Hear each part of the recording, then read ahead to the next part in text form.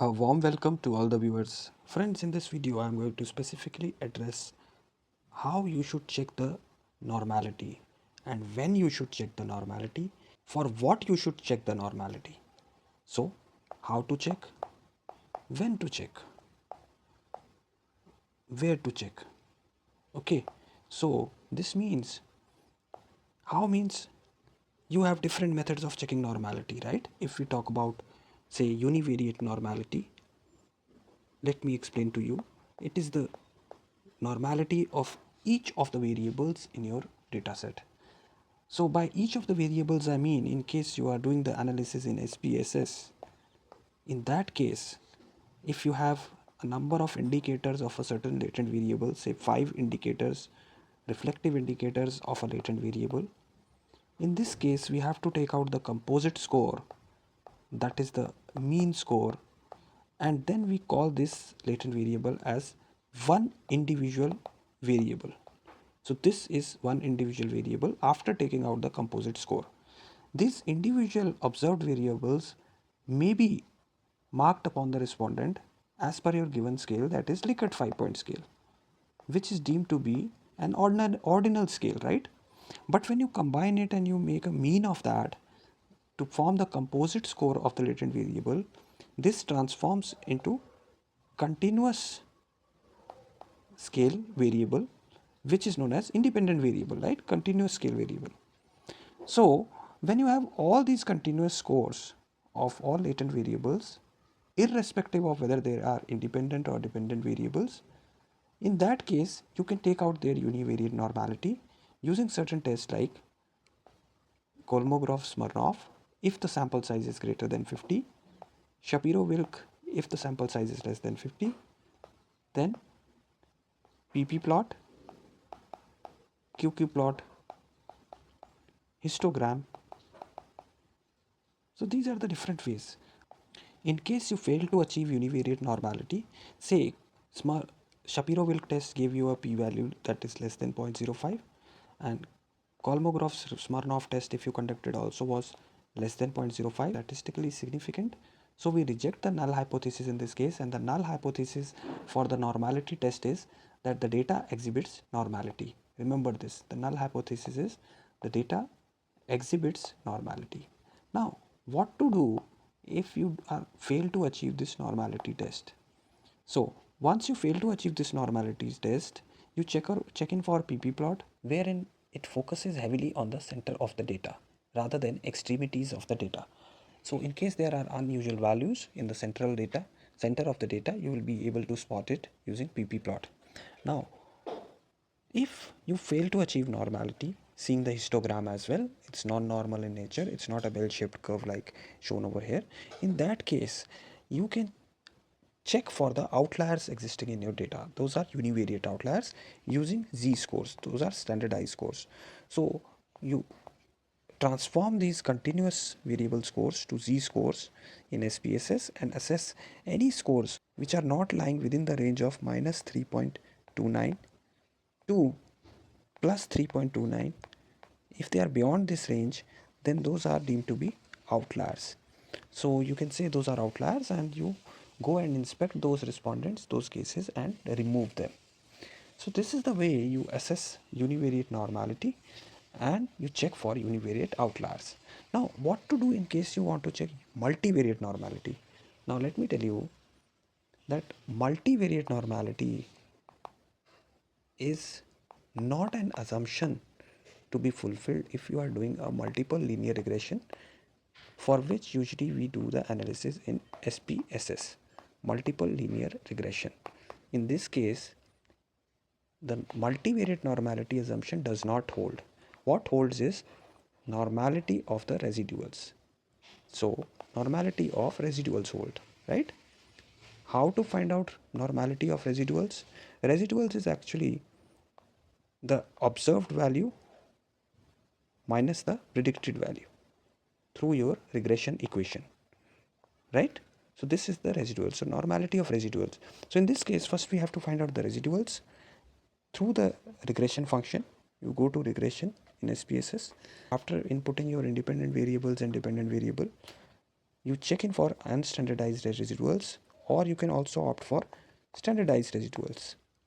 You will get a different column in your dataset which are residuals. Now these residuals have to be taken into descriptives and assessed for their skewness and kurtosis values, and you can also assess them using the procedures as mentioned for identifying the univariate normality. Now in this case we have assessed the normality of residuals. Multivariate normality is an assumption to be fulfilled for structural equation modeling. That is why this feature of multivariate normality assessment, which is assessed through Mardia's coefficient, is available in IBM SPSS AMOS, where you do structural equation modeling. This Mardia's coefficient you cannot get in SPSS. So this is how you do it. Now let us see how it depends upon the type of data and which type of tests need which type of univariate or multivariate normality testing. In case you are doing MANOVA, wherein you have categorical independent variables, in this case you assess the normality of dependent variables, right? Dependent variables normality and outliers, that is to univariate. You cannot do, remember this thing, that multivariate normality is not meant to be executed in SPSS. Although people do Mahalanobis distance and Cook's distance evaluation, that is for identifying the multivariate outliers, okay, not for multivariate normality. So what you can do is, say you assess the normality of residuals. Despite the residuals representing a normal nature, still there could be some outliers which distort the regression equation, which distort the regression coefficients. So those outliers can be spotted through Mahalanobis distance, right? And you can check through Cook's distance that if you remove those outliers, what will be the influence upon your regression equation, right? So it helps you to identify the influential outliers. Influential outliers. If you are doing t-tests or ANOVA, which are basically comparison tests, right? Wherein you have independent variable which is categorical in nature and dv which is continuous in nature. Now remember that normality assessment can only be done for continuous variable. It cannot be done for categorical. So again in this case you assess the normality of dependent variables, right? Assess the normality and assess the outliers in dependent variable. We cannot do it for categorical. So this makes it quite clear that when can we use normality assessment, how to use normality assessment, how to identify the outliers depending upon the type of analysis you want to do, type of test you want to do, type of data you have, and also upon the type of statistical package you are using, statistical software you are using. So depending on all these things, there can be different assessments for normality, which are the assumptions for different tests. It's not the same for everything. We cannot say that every time you have the raw variables, you have to assess their univariate normality, you have to assess their multivariate normality. So this is a misconception amongst many academicians, that we have to assess the univariate normality and the multivariate normality before we start doing any kind of analysis, whether it is in SPSS or AMOS or any other software. We have to know what are the requirements of that test, what type of assumptions are to be met in order to conduct that test, and depending on that we judge, we decide which type of normality assessment, univariate, multivariate, or normality of residuals has to be executed. And then if not met, we check for outliers.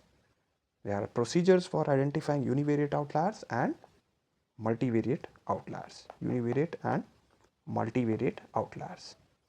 So that if you remove them, you might have normality assessment established for your model.